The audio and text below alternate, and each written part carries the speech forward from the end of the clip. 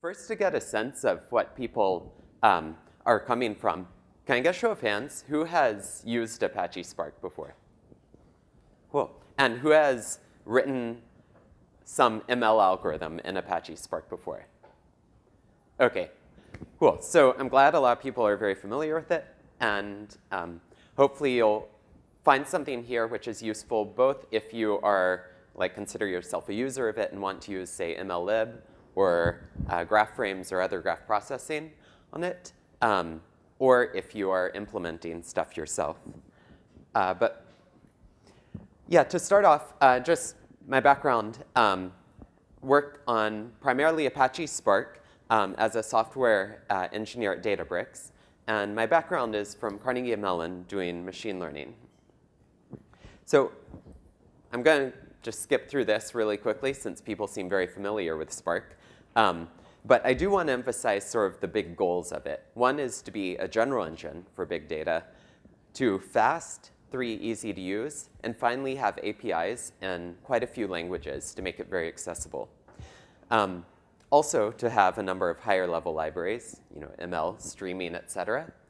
And I do want to celebrate that as of this year, we have topped over 1,000 contributors, some perhaps in this room, and from many different companies and universities. And I think a big part of this is due to it being a full Apache project with proper open source governance and a good way to get new contributors up and running. Of course, a big part of Apache Spark is trying to be scalable. And just to give a sense of the scale we might aim for, the largest cluster I know of is still at 8,000 nodes, although I'm looking forward to hearing about even larger deployments. I'll mention a bunch of companies are using Apache Spark in production already. This is from 2015, and I'm at the Spark Summit here in San Francisco, and don't have the updated list for 2016, but yeah, hearing a lot of excitement about it.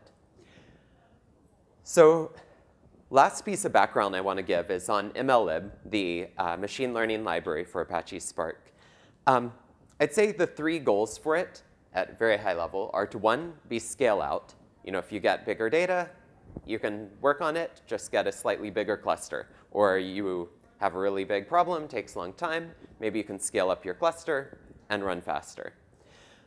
The next is to be a standard library for machine learning. And by that I mean, we don't expect to have every single algorithm in the world in it, but the key ones do them pretty well, and also finally provide an extensible API so that people can, say, write a Spark package, publish it, and get a community going of more niche algorithms, and eventually be able to reach a much broader base just by having that community out there. So by a standard library, here's what I mean.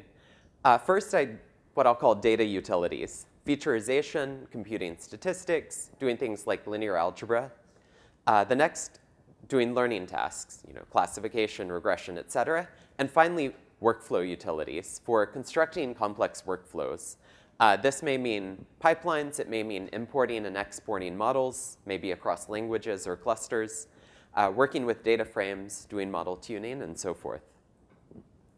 And finally, I am also excited about the sort of trajectory ML Lib has been following. This is looking at the commits just to ML over the various releases of Spark.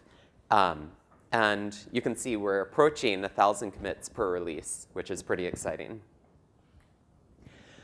So what I'm going to do is sort of step through the history of ML Lib and talk about the approach to scalability, how that was done originally, and how we're aiming to do it in the future. So to start off, ML Lib started with this original design based around RDDs, which I'll mention in just a minute. And this came with a few challenges for scalability. So if you're not familiar with resilient distributed data sets, they're sort of the original Apache Spark concept, where you have, say, a number of workers. Those are the orange things, each of which has some set of rows of your data. And essentially, RDDs provide an API and also the underlying computational framework for doing things such as MapReduce-like computations. Maybe mapping each row to another row, maybe reducing these to aggregate some information to the master. And there are other modes of communication too, say shuffling directly between workers. But the key idea is being able to do these distributed computations in an intuitive way. The resilient part, which was both one of the great things about RDDs, but also, I think in terms of the API, presented some of the challenges ML algorithm implementers have run into, came from resiliency. So say you have like a number of RDD operations, and the arrows are showing how each partition of data feeds into the next RDD's partitions. And say you lose a worker, so you lose this partition. Well, RDDs do preserve this lineage, the arrows tracing back to where that data came from. So that lost data can be recomputed. And this is part of the resiliency. And in fact, if you say cached or checkpointed some, say, maybe the second RDD there, then you never have to go back to the first in order to recover that third RDD. You could just go back to a second, which is cached or checkpointed somewhere, and recover it. That said, okay, first the good. First, this is pretty flexible. A lot of algorithms have been implemented on top of RDDs. And it's also quite scalable. One nice set of numbers, which are from actually 2 years ago, so I should probably rerun this now. This was alternating least squares for matrix factorization recommendation on some Spotify data with some 50 million users, 30 million songs, 50 billion ratings. And the cost was about $10 to run this using spot instances on 32 workers, where we were doing like rank 10 for 10 iterations to get a pretty reasonable result. OK, so that was the good. But it came with some challenges. And if you've implemented algorithms yourself using Apache Spark, then you may have run into these. First, you often have to think about data partitioning. With something very simple, such as vanilla gradient descent, you may not. But if you move into other things, such as alternating least squares, thinking about how you partition your data across the cluster and what that means for communication can really impact performance. The next challenge, I'd say, was handling lineage. So we talked about having the sort of like iterations in building up a long RDD lineage. And if you're running gradient descent for, say, 100 iterations, it's a pretty long lineage. This is solvable. We mentioned caching and checkpointing, which essentially give you ways to truncate that lineage so that if you lose some data in your current RDD, you don't have to trace back 100 iterations to recover it. You can just trace back to the last point where, say, you checkpointed your RDDs. But this did require some careful thought from users and people implementing ML algorithms. And the final thing is that, of course, Spark is written in Scala primarily. It has APIs, which are essentially wrappers in other languages. But Scala runs in the JVM, and you run into a lot of issues, such as garbage collection, box types, and other inefficiencies, which often start to bite you as you scale up. Cool. So that was sort of where we came from. Now I'd like to mention the current status, which is a partial migration towards building ML off of DataFrames and Datasets. And a big part of this will be the pipelines API, which I'll mention. So first, Spark DataFrames and Datasets are exactly like what you'd expect they are. Imagine a table. You have different columns. And these columns have names, particular types, string, map, et cetera. And again, every row will be backed by, say, an RDD or maybe a local piece of data. But this is abstracted away a bit so that users can do things such as take your data, say, group by department, find the average age within each department, and do calls like this rather than thinking quite so low level in terms of MapReduce-like operations. So this DSL for common tasks was a really big part of Spark DataFrames and now datasets. One of the big things for machine learning, which I'll mention later, is support for user-defined functions and aggregation functions, where in addition to these common tasks in this DSL, you can define your own. I keep mentioning datasets. If you're not familiar with them, essentially what they are data frames, but strongly typed. If you look at a data frame, it has essentially every row is of type row, and that can hold whatever types you want and be of variable length, et cetera.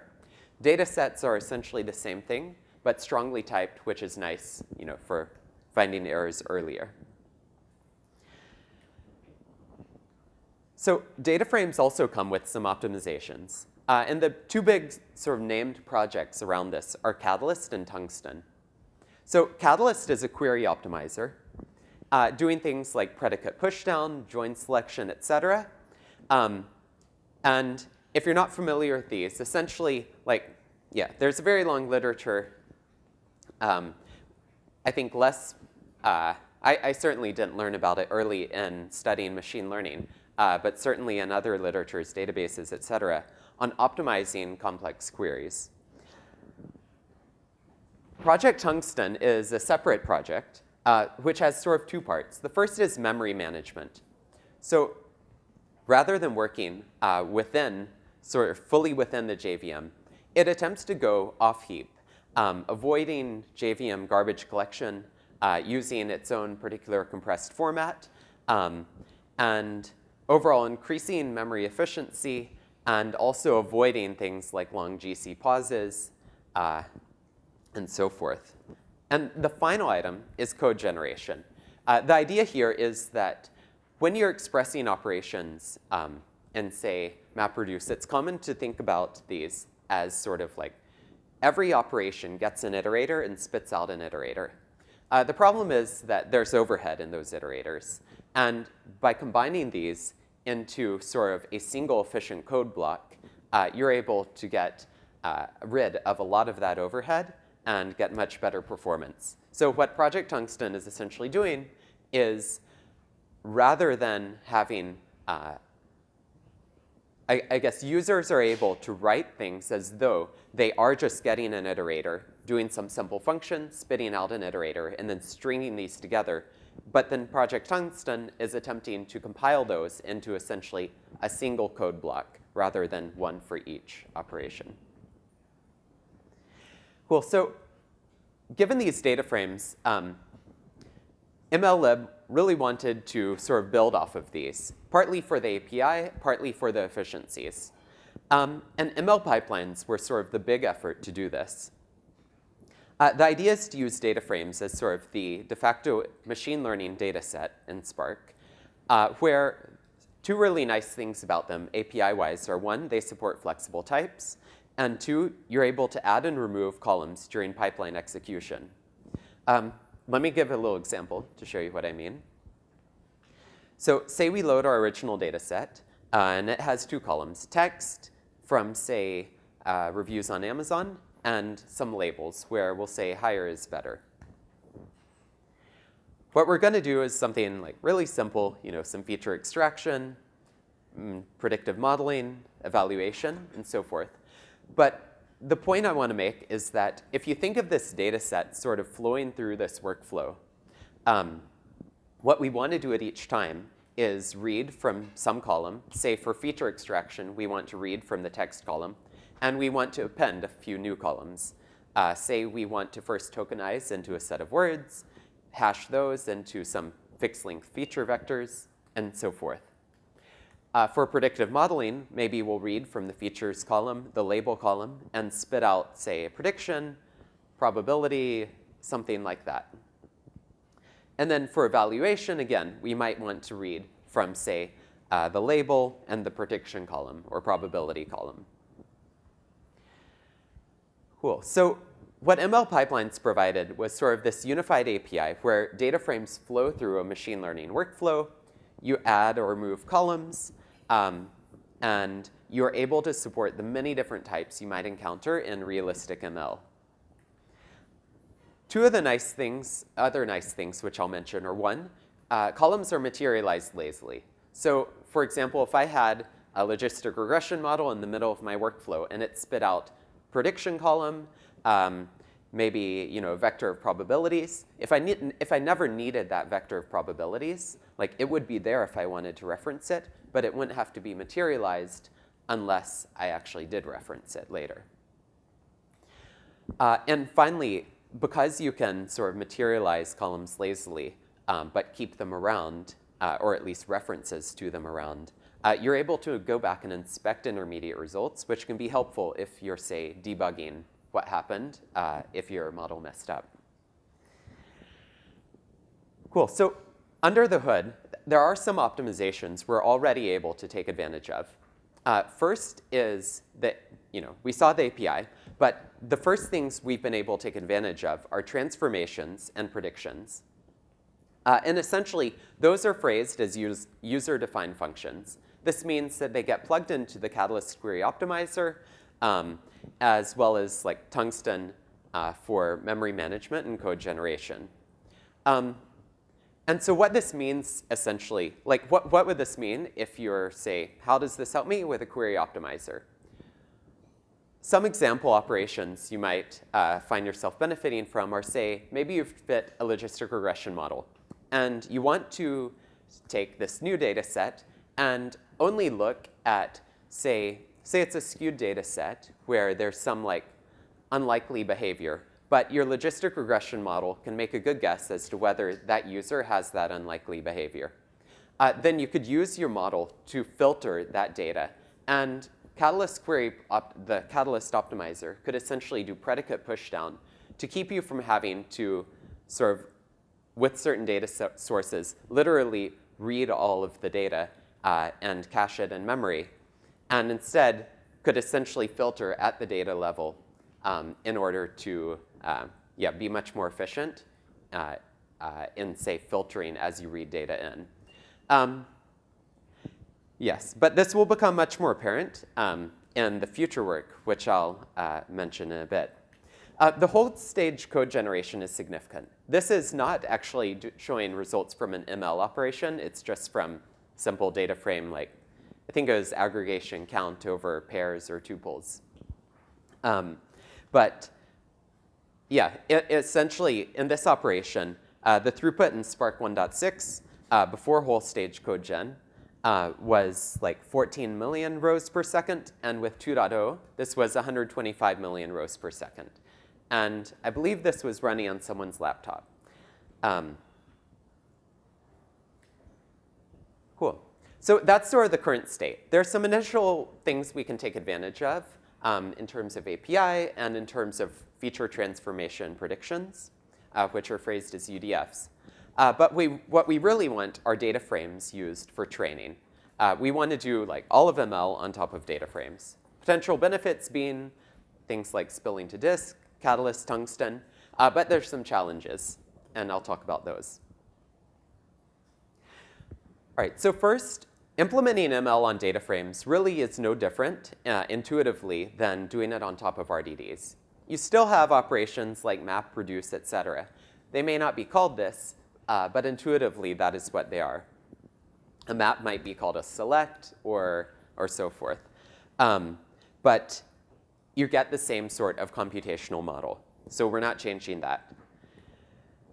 In terms of scalability, one immediate thing which we're hoping for is that since data frames automatically spill to disk, we can hopefully avoid a classic pain point of RDDs, which is this like out-of-memory error. RDDs, unless you handle it yourself, are not going to like naturally spill to disk when you start to hit the limits of your memory. Data frames sort of are able to do a lot of this under the hood, managing your memory, largely because they understand the actual types that you're using. So the goal is to smoothly scale here without having to do sort of custom per algorithm optimizations.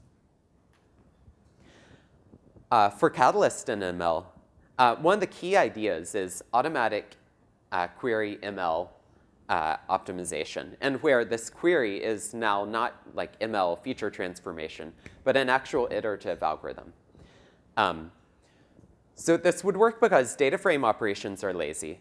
And so if you express your entire algorithm as a set of data frame operations, then you can hopefully let Catalyst sort of reorganize the algorithm, data partitioning, and so forth, handling that and allowing you to not have to do a lot of manual optimizations. I'll mention a little initial work on this in a minute. So another sort of benefit from this, which we're hoping for, is Tungsten for off-heap memory management. First, we mentioned it avoids JVM GC. And this is a huge issue in ML, where a lot of algorithms will have this temporary object creation, either creating an object for each row on each iteration as you map one RDD to another, or potentially in, say, the aggregate statistics, which you compute from various workers and aggregate to the driver or particular workers. But this is essentially something which, if you've implemented ML algorithms, you often have to think very carefully about and try to avoid when possible. Tungsten uses its own efficient storage formats. So this isn't an issue if, say, you're doing logistic regression, perhaps.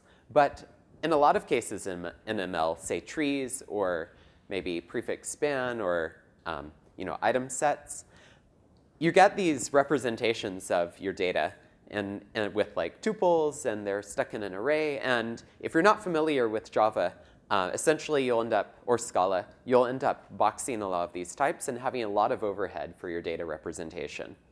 And so the hope is that a lot of this the sort of modifications needed to do efficient storage can be, in the end, handled by data frames sort of under the hood.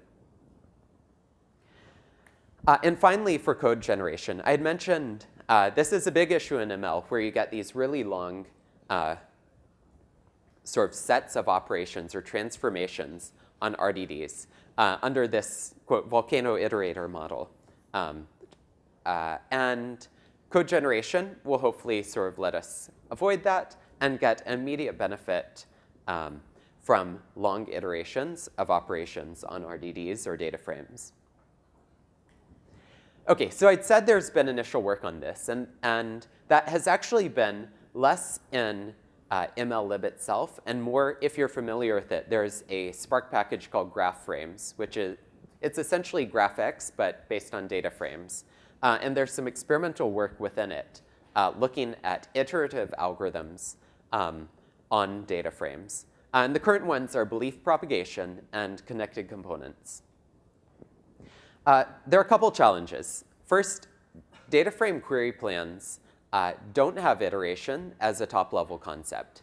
And what this means essentially is, like, as you build up this long lineage now of data frames, you can, in certain cases, get where each successive iteration is going to take you a significantly longer time, partly from query planning and partly potentially from how optimization is done. So adding this as a top-level concept is definitely a top priority. The other cool, sort of more researchy topic, I'd say, is ML or graph-specific optimizations for the Catalyst query planner. If you're familiar with the GraphX, you may be familiar with things it does, such as join elimination and other optimizations like that, worrying about data locality, et cetera. And putting some of these concepts into the Catalyst query optimizer could give some pretty big benefits.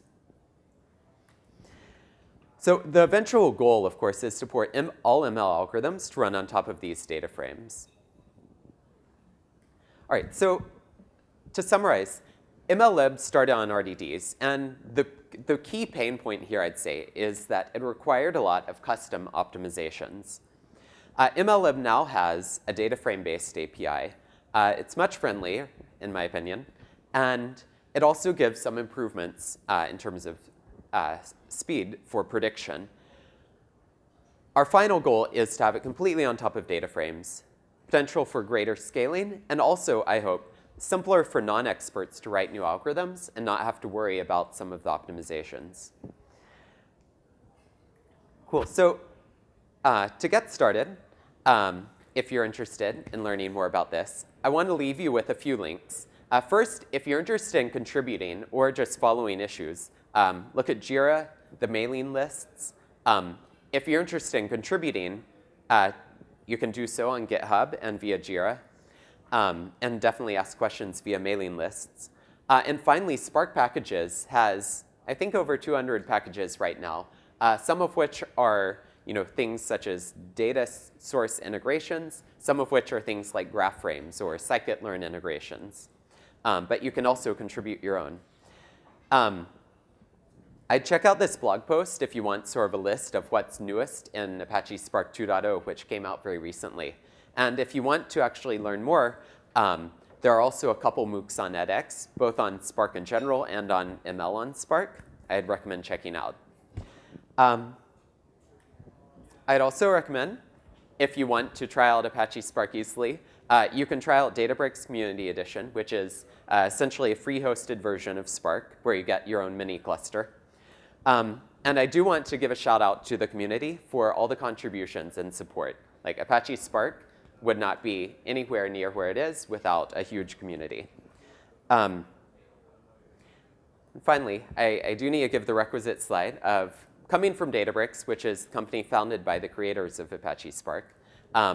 We have a hosted Spark service, and we are hiring. So come talk to me if you're interested. And with that, yeah, I'd like to thank you very much and